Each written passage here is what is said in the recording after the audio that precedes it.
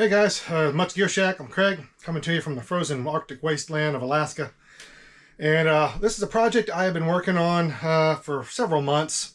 Started out with a 1988 American Standard Stratocaster that I had. I had part of this guitar out. I wasn't a huge fan of the neck. And I had this Squier Classic Vibe 50s neck laying around. Those are great necks. For those of you that know some of the Squier Classic Vibe series, those are fantastic guitars. They are well above just an average Squier. But I didn't like the finish on it. So what I did was I stripped the finish off the neck completely, which was a serious process. That it was way thicker than I thought it was, which you're going to see because I'm going to show the whole process of stripping the neck. I also scalloped the last 4 frets.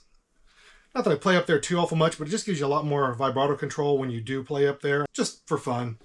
I did scallop one other fretboard completely several years ago. I used the Dremel on that, and I don't recommend using a Dremel. It's very hard to control. I'll show some pictures here of how that one turned out. But as you can see, I had a stinger on the back of it. Love this body. I love the sunburst they did on these early American Standards. I stuck the bridge off of a 1997 American Stratocaster Ultra on it. The florid rose stamped on these. They did lock the string in, but it's not like a double locking, system. I have the original bridge for it, which I think I'm going to be putting back on. And this is a Rail from Hell, this pickup is called. It was made by Legendary Pickups in Scotland. They were a limited run. Unfortunately, the company's no longer in business. I think I'll talk about them a little bit later on. Great sounding guitar. It's just kind of a one-trick pony. You're not going to get a lot of tonal variations with this guitar with just one humbucker and one volume knob. But it does what it does, and it does what it does well. So much scraping. This took so long. I did this over a course of several different days. If you're determined, you can make it happen, but it's definitely a time-consuming process. Just kind of want to go easy. You don't want to too much pressure. You don't want to dig in or have the razor blade skip over top of your fret and damage the fret.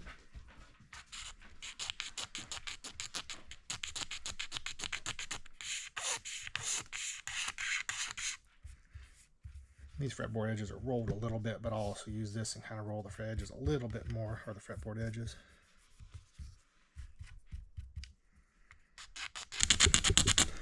Be careful too, because you don't want to flatten out the radius, much more. So you just kind of keep working back and forth. And it's a Squier Classic Vibe 50s necks. These necks are actually pretty decent. I've tried different methods. You can use aircraft stripper, different things, finish stripper, but it really doesn't do much on these finishes that they've got on here. This stuff is so thick. This is going on a 1988 American Standard body that I have.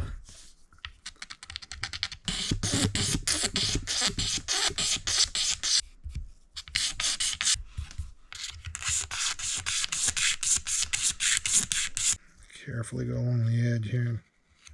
Just make sure I got all of it off of there. You just want to be very careful. You don't want to scratch your fretboard or damage your frets. As you can see, though, it's starting to look pretty good. And then you can also lightly, carefully sand the fretboard. This makes it pretty smooth, though, surprisingly, with the razor blade. It's hard to have patience sometimes, but you definitely want to have patience when you're doing this. If you get going too crazy, like I said, you can have the razor blade jump over top of the fret and scratch the fret, and you do not want to do that. And then you're having to redress your frets. Then when I get to the oil finish, I'll show you what I'm using. It's called Birchwood Casey Gunstock Oil. Put the oil finish on, you just kind of wipe it on, a few coats, and it kind of acts as a barrier, seals the wood a little bit, but gives you that natural wood feel. And then you can finish it off with their wax. We got some more light going on now. I live in Alaska, and we're in the middle of winter right now, and you get very little sunlight.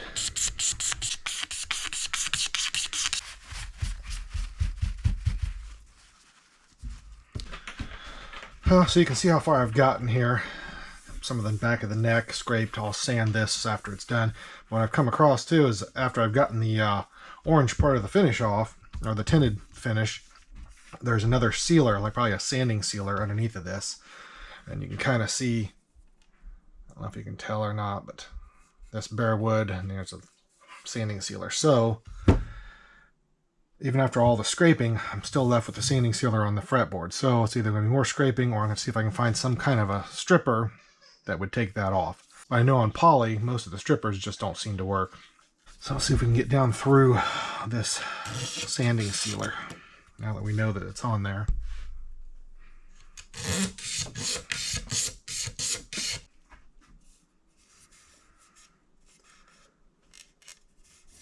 Yeah, I know that is some really thick stuff. Well, lots and lots and lots of scraping to get that sanding sealer off, but I'm up to there. So those are all scraped. They'll have to be sanded with some fine grit, and then I'll use some True Oil on it. So I've started on the back a bit more scraping. I'll scrape some. I'll try to get most of the tinted finish off, and then I'll start working on this with some heavy grit sandpaper. I want to scrape as much as I can. You can see it pulls off a lot of the thick poly that's on there, but it's slow going. Use the side edge of the razor blade. It's kind of got a rougher edge, and it takes off. You can see this is just a slow process, but you'll come out with a neck that's just super smooth. Just love that natural raw wood feel. They put a thick finish on these things, that's for sure. This is definitely time consuming, but I've tried so many different methods over the years. You know, if it's a nitro finish neck, nitrocellulose, it's easy. You know, just wipe a little stripper on. You gotta be careful of your dots, but it just comes right off. You can almost just wipe it off. But this stuff, it's something else. Try not to get too choppy. I'm just trying to work a line at a time. That way I don't have deep grooves. I gotta be careful once I get down through this layer. I don't want to get into the wood too much. I don't want to risk changing the profile of the neck much, because it's got a pretty nice profile to it. Nice kind of rounded C shape. I'm planning for the headstock. I'm not going to strip this down completely. I'm going to lightly scuff this up. And so what I'm going to do is I'm going to paint the whole headstock black, and I'm going to wrap it around here and make a stinger onto the back. So the whole headstock will be black with a little black stinger coming onto it. All this will be removed though completely. I think it'll look pretty cool. Definitely makes a mess, but you can see we're getting there. Gotten through all the sanding sealer on the front. I just got the last few frets to do. Got the sides of the heel, the back. I guess got to do the heel itself. And just a little bit right in through here. This side here is all done. Then I'll do some finish sanding on this to smooth it all up. It's definitely a process. Just kind of even slide, just kind of slightly rotating the neck as you go, just so you're not taking off too much. I'm working on this for about 3 days, just a little bit here and there. It's hard on your fingers holding the razor blade. I've been wetting it, because then you can kind of really see where there's finish and where there isn't. Helps me kind of figure out where I'm at. This ain't really a how-to video, it's just a how I do it video. A little disclaimer in there. So if you do this to your neck and you screw it up, it's on you, not me. It just gives you an idea how I go about doing this.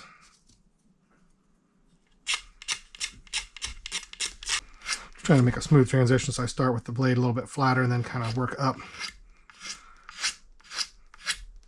Like I said earlier, I'm going to paint the headstock all black, and it's going to have a stinger on the very back of it. So I'm just kind of making a smooth transition, smooth as I can get it before I start the sanding process. This old poly just sands like steel. It's ridiculous. Trying to make my life a little easier as I go, but it's just going to make an amazing feeling neck. Oh, I've almost got it. All right, so you can see I'm scalloping the last few frets here. I'm scalloping the last 5 frets. This is just kind of the beginning of it. To get it started, you just kind of gotta work your way over really carefully. Try to get a groove going. I'm just using a rasp. It's a number 8. You want to be careful because you don't want to get into the frets.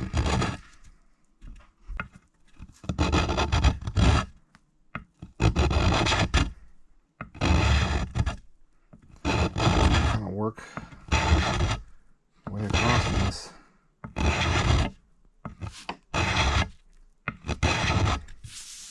But you can see, you know, getting a little spot started. This in here, I got a little groove going in this one. You just keep working it till you get this smooth, and then I'll finish it out with some different grades of sandpaper. Then we're gonna put a true oil finish on and wax it. And I'll clean up the frets a little bit. This will be a nice plain neck.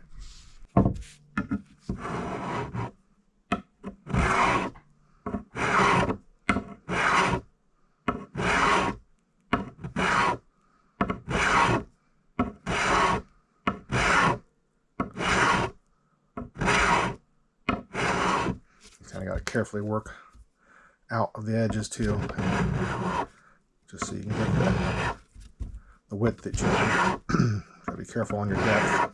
Try not to get into the side dots. This is only the second neck I've been scalloping on, and my first time using a rasp. The first time I used a Dremel, and it worked pretty good. But you gotta be really careful on the Dremel because I did nick a couple frets. This is a lot more controllable, but a lot slower.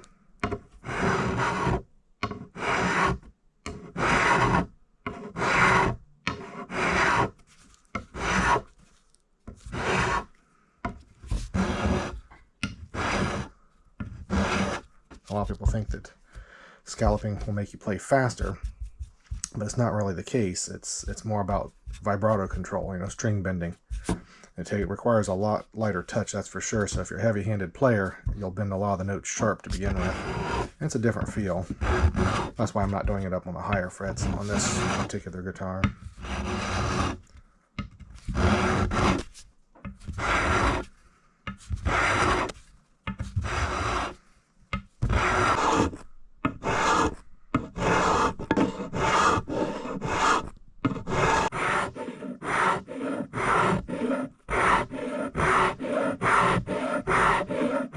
Work across the fretboard too. You don't want to go straight across because you want to kind of follow the radius of the neck. So it's just kind of working like this. Just kind of working the slots, the scallops. Trying to get all the file marks out.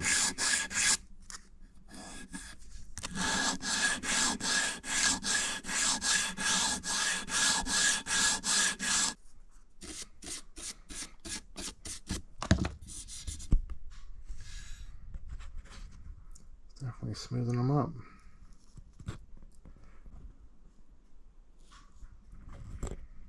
So I ended up not getting all the video recorded for the neck. I got 2 coats of true oil on, and I'll be putting some wax over top of it. That's for necks. So you can see the scallops. Painted the back of the headstock as well, a little stinger. The body is a 1988 American Standard that I had parted out the guitar a while ago, kept the body. Neck plate's off of a newer model, I think a 2010. Bridge is off of a 97 Strat Ultra that I had. They were these Floyd Rose. They weren't really a Floyd Rose, but they are locking. They do lock the string in. And it was a thing that Fender had done and branded it with a Floyd Rose. They're a pretty nice bridge. So I threw that on off of the Ultra that I had. And I still got the jack from the 88. Getting ready to put this pickguard in it. I gotta wire it up yet. A rail from Hell. They're made in Scotland. Pickups, they do handmade pickups. Really, really great pickups.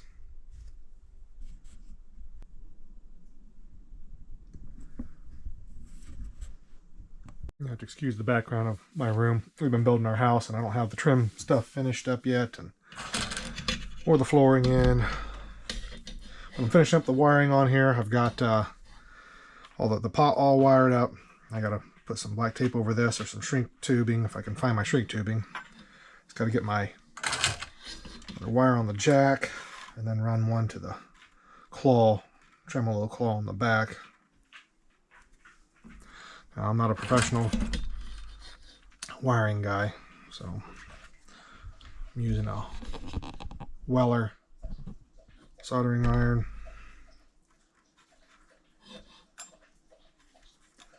But I can wire it enough to get by.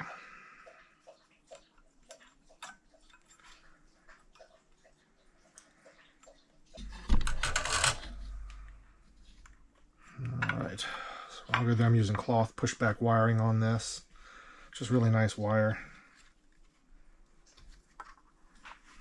So this is the original jack from this guitar. Let's go ahead and get a screw put in that. These are the parts I had saved from that build. I didn't really care for the neck on that 88 on this 88 Strat. It was a rosewood neck, so I sold the neck. Fortunately, I sold the neck plate with it because I was going to part the whole guitar out when I changed my mind. So I had to get a different neck plate for it. But I may find another 88 neck plate. The neck that I've been stripping, as you've seen, is a Squier Classic Vibe neck. They're actually really nice necks, got decent frets on them. I like the profile. I was talking about the legend. These are called legendary pickups. The Rail from Hell, made in Scotland, but they, as of December, are no longer in business. So what's out there is out there. These were a custom run. I've had it for a few years, actually. I bought it for another project and just never put it in. So we're going to put it in this one.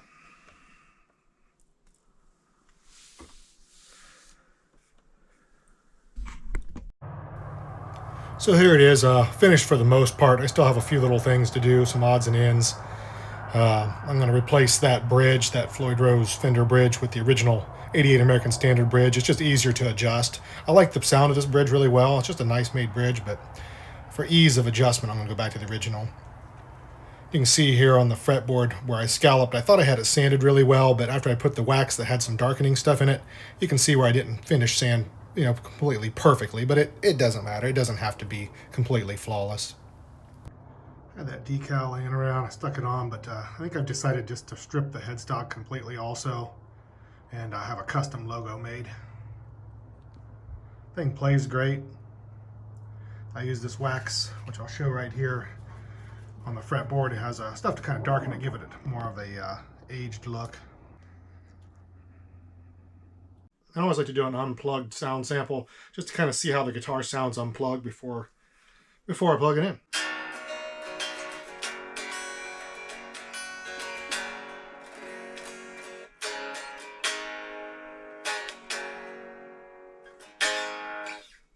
Pretty decent sound. It's got a decent resonance to it. Not as much as some of my other ones, but it's its own thing.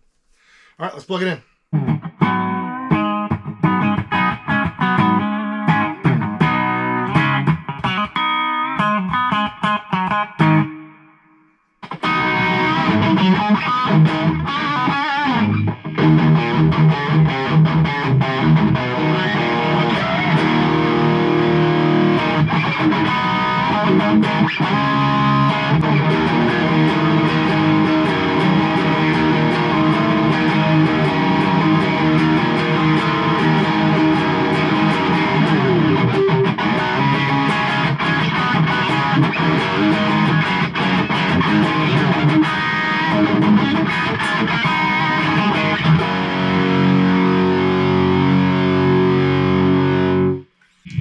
This pickup that I was talking about, the Rail from Hell, it's basically like a Dimebag Darrell type of pickup.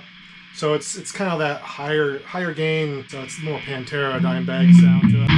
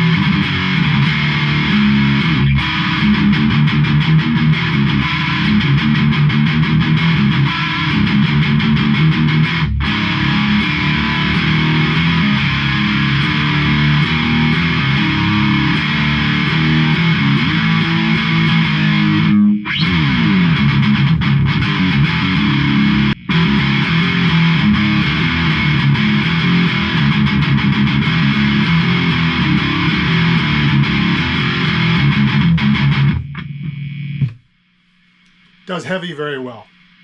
Cleans, yeah. You know, it's not really designed for cleans, but it does okay. So it's basically just a straight up heavy rock guitar, and I dig it. Like I said, I'm going to be doing some more modifications to it, locking tuners, getting rid of the painted headstock. And I may put a neck pickup in this. I don't know if I'll do a humbucker. Maybe I'll just put like a Strat single coil in the neck just so I can get some of those Stratty tones out of it. But as it sits, I love it. It's just a cool rocking guitar. I love modding things. I like trying out different pickup combinations, different necks, just trying different things out. You'll probably see a different neck on this body sometime in the future. Who knows? I've really contemplated having a custom neck built through Warmoth. Some features I'd like to have in one, and I may just bite the bullet and just do that. And if you have experience having a custom neck built, drop a comment. Tell me, how did it go? Were you happy with it? I've heard that sometimes it takes several tries before you get all the features you really like. But that's it. That's the project I've been working on. I've got more gear demos coming up. I'll be reviewing some of my other guitars. I've got a couple 1982 Strats over here that are just, this one in particular is just an amazing guitar. So stay tuned. Well, thanks for watching, guys. If you made it this far, I truly appreciate it. If you like the content, remember, give us a big thumbs up and subscribe. We'll see you next video.